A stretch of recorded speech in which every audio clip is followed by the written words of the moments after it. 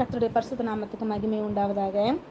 மதிக்கேடாய் நடக்கிற அழகுள்ள ஸ்திரீ பன்றியின் மூக்கில் உள்ள பொன் மூக்குத்திக்கு சமானம் என்று சொல்லப்படுகிறது. எவ்வளவு அழகா இருந்தாலும் சரி, முட்டாள்தனமாக இருந்தா ஒரு ஒரு ஸ்திரீயானவள் தன் வீட்டை கட்டுகிறாள் என்று சொல்லப்படுகிறது. ஒரு ஸ்திரீ புத்தியுள்ளவளாக நடக்க வேண்டும் என்று சொல்லுகிறது. ஞானம் அவசியம் ஒரு பெண்ணுக்கு. இந்த உலகத்துல சர்வைவ் பண்றதுக்கு பெண்களுக்கு அறிவு ரொம்ப அவசியம். பிரியமானவர்களே, நீங்க எடுத்து பார்த்தீங்கன்னா ஆதி முதற்கொண்டு ஒரு சில இடங்களில ஒரு சிலர் மாத்திரமே இந்த சொசைட்டில ஜெயிச்சிருக்காங்க. ஆரம்பத்துல இருந்தே வேதத்தில் எடுத்து பார்த்தீங்கன்னா தெபோரால் போன்ற தீர்க்கதரிசிகள் இருந்தாங்க, மிரியம் போன்ற தீர்க்கதரிசிகள் இருந்தாங்க. ஆனா எல்லாரும் ஷைன் பண்ணாங்களா ஜென்ஸை போலனா இல்லை.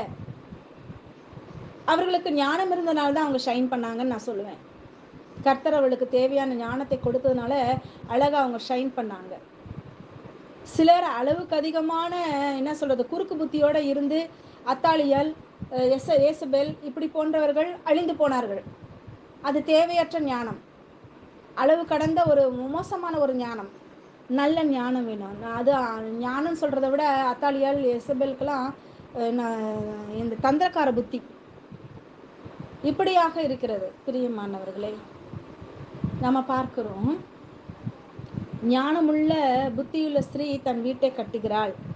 அப்போ புத்தி இல்லாத ஸ்திரீ எப்படிப்பட்டவளாக இருக்கிறாளா, பன்னியோட மூக்குல இருக்கிற பொன் மூக்குத்திக்கு சமானமா.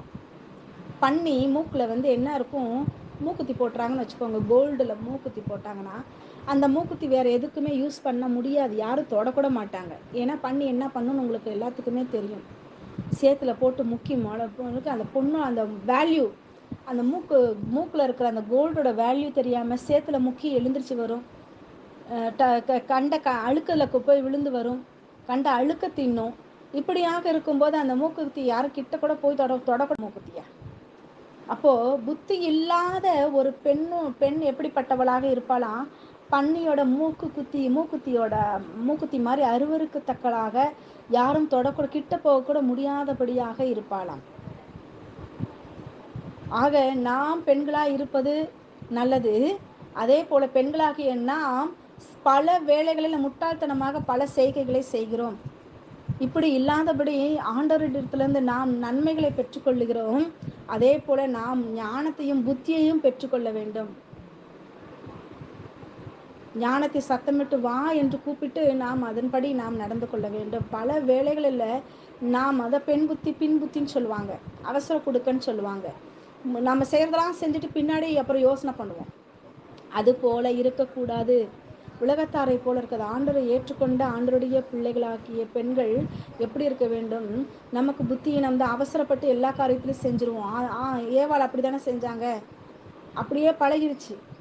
ஆக ஆண்டவருடைய சமூகத்தில் நம்மை தாழ்த்தி அர்ப்பணித்து நமக்கு இல்லாத புத்தியை ஆண்டவர்கிட்ட இருந்து நம்ம பெற்றுக்கொண்டு, நமக்கு எல்லாமே தெரியும் நாம் நினச்சப்போம். இல்லைங்க, இல்லை. பல வேளைகளை நம்ம அப்படி எல்லாமே தெரியும்னு செஞ்சுட்டு நம்ம பல வேளைகளில் மூக்கறுக்கப்பட்டு வந்துடுவோம். அதனால் ஆண்டோடைய சமூகத்தில் உட்கார்ந்து நன்மையான ஞானத்தை பெற்றுக்கொள்ள வேண்டும். பல நன்மையான ஈவுகளை நம்ம பெற்றுக்கொள்வதை விட ஞானம் ரொம்ப அவசியம், புத்தி ரொம்ப அவசியம். இவைகளை பெற்றுக்கொண்டு நம்மளுடைய வீட்டை நம்ம கட்டுவோமானால் நம்மை போன்ற ஒரு புத்தியுள்ள ஸ்திரீ வேற யாருமே இருக்க முடியாது. எல்லா சூழ்நிலையும் யோசித்து பதில் சொல்ல வேண்டும். முக்கியமான சில காரியங்கள் என்ன பண்ணணும் அப்படின்னா, பெண்கள் டக்குன்னு வாயடிக்கக்கூடாது. எதுக்கு எடுத்தாலும் அவசரப்பட்டு முந்திரி கொட்டத்தனமாக பதில் சொல்லக்கூடாது எந்த சூழ்நிலையிலும். அதே போல் எல்லா பிரச்சனையும், வீட்டில் இருக்க பிரச்சனையாக இருக்கட்டும், எதுவாக இருக்கட்டும், அக்கம் பக்கத்தினர்கள்ட்ட பகிர்ந்து கொள்ளக்கூடாது. நம்முடைய இருதயத்தை ஆண்டவரிடம் மாத்திரமே தான் நம்ம பகிர்ந்து கொள்ள வேண்டும். அதே போல் தேவையில்லாத விஷயங்களில் நாம் தலையிடக்கூடாது. நாம் ஜஸ்ட் வேடிக்கை மட்டும் பார்த்து மனசில் பார்க்கணும். அது அந்த இடத்துல நமக்கு அநீதியாக தெரிந்தால் நாம் என்ன செய்யணும், அதுக்காக நம்ம ஜெபிக்க வேண்டுமே தவிர அந்த இடத்துல நாம் என்ன பண்ணக்கூடாது, வாய் விடக்கூடாது. இந்த மாதிரி சில காரியங்கள் இருக்கிறது.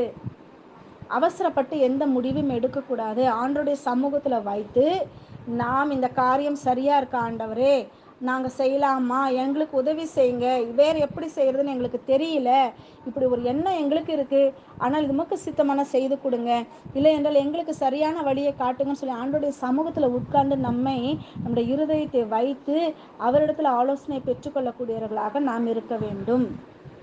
இதையெல்லாம் செய்வோமானால் நம் புத்தியுள்ள ஸ்திரீகளாக இருந்து நம்முடைய குடும்பத்தை கட்டுவோம். கர்த்தர் தாமே இந்த வார்த்தைகளை ஆசீர்வதிப்பாராக.